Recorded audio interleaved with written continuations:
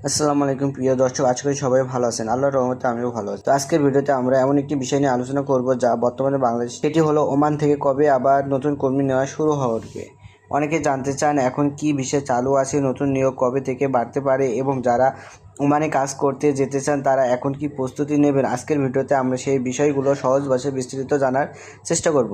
প্রথমে একটি গুরুত্বপূর্ণ বিষয় পরিষ্কার করে নেওয়া দরকার।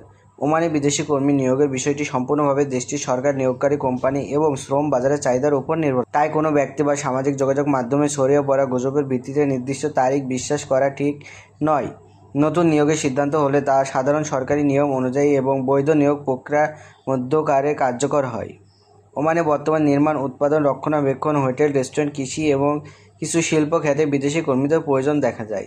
তবে সব কোম্পানি একই সময়ে কর্মী নেওয়া হয় না।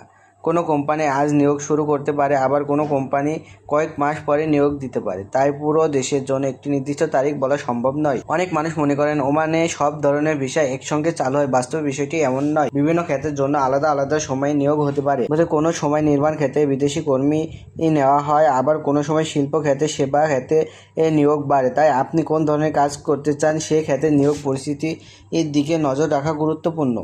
যারা ওমানে যাওয়ার জন্য পরিকল্পনা করছেন তাদের জন্য একই প্রস্তুতি নেওয়া ভালো সময়। প্রথমে এই পাসপোর্টের মেয়াদ ঠিক আছে কিনা তা দেখে নিন। প্রয়োজনীয় শিক্ষাগত কারিগরি সনদ থাকলে সেগুলো প্রস্তুতি রাখুন। আপনি যদি ইলেকট্রিশিয়ান, ওয়েল্ডার, প্লাম্বার, কার্পেন্টার আর ড্রাইভার বা অন্যান্য দক্ষ পেশার অভিজ্ঞতা হন তাহলে সেই অভিজ্ঞতার প্রমাণপত্র থাকলে ভবিষ্যতে চাকরি পাওয়ার ক্ষেত্রে অনেক সুবিধা হতে পারে। আরেকটি গুরুত্বপূর্ণ বিষয় হলো প্রতারণা থেকে সতর্ক থাকা। অনেক দালাল বা অসাধু ব্যক্তি আগামী সপ্তাহে ভিসা নিশ্চিত, চাকরি বা দ্রুত খুব ওমান পাঠানো হবে এমন প্রতিশ্রুতি দিয়ে টাকা দাবি করতে পারে। তাই কোনো অর্থ লেনদেনের সঙ্গে অবশ্যই রিক্রুটিং এজেন্সির বৈধতা এবং চাকরির সব ধরনের কাগজপত্র যাচাই করুন।